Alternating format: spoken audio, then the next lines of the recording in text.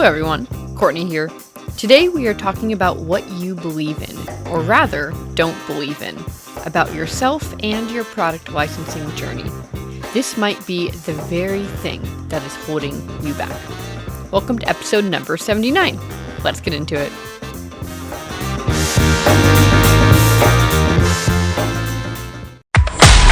Where inventing, passion, and hard work intersect. Welcome to the Serial Inventing Podcast. Bite-sized, perspective-altering episodes on serial inventing and beyond. From motivating key tips on product licensing to obstacle-busting conversations on transitioning to a full-time serial product developer. Buckle your seatbelt, because you're in for a ride. Warning, this podcast may motivate you to make wild decisions that will propel you forward in your inventing career and hijack more of your time for your passion. If you aren't ready to make it happen, then this podcast isn't for you.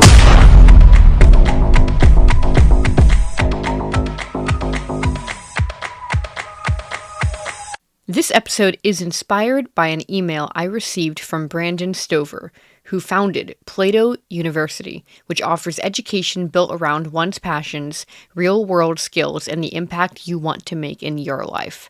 I took a podcasting course from him 1 year before I launched this podcast, and the skills I gained from the course were immeasurable. Shout out to Brandon and check out Plato University. His recent email talked about beliefs and how they are writing the script of our lives. And for the product licensing industry, I'd like to dissect that a bit. Have you ever thought or even said out loud, I don't like pitching. I don't think I will get a deal, since I haven't yet. I don't like rejection. I don't want to sit down at my computer. I don't like to organize my hit list. I don't like writing provisional patents. I don't like doing market research. If you have thought or said any of those sentences above, notice how they all start with don't. And let me tell you, if that is the case, then I've got some great news for you. Let's enter a magical world together. What if, in this world, you do like pitching? What if you do think you'll get a licensing deal? What if you do like market research? Would anything change for you then? How do we make this magical world become real? If how you think and feel play any role at all towards your future, then shouldn't we be spending time trying to turn don'ts into do's? All of these don'ts are beliefs you have, and if you can change those beliefs, you can take different actions, which in turn can change your future opportunities, and then an entirely different life. Unless you enjoy sitting in mediocrity, and if you do, maybe take a listen to episode 17. Okay, so we have identified these negative beliefs. Great. As I always say, awareness is the first step. But now what? Brandon helps us move through these limiting beliefs in 5 steps. And the first step we have already hit. Step 1, identify the limiting belief. Go ahead and write this belief down. If you are not sure, ask yourself this: why are you not pitching 3 to 5 hours a week?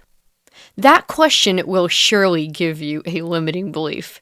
For example, if you said, I don't have enough time, or I don't enjoy it, great, write that down. But only one for now. It's harder to attack them all at once. You can repeat this later with others.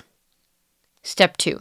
Ask yourself, what if the opposite of this belief was true? What if I loved to pitch? What if I was going to get a licensing deal?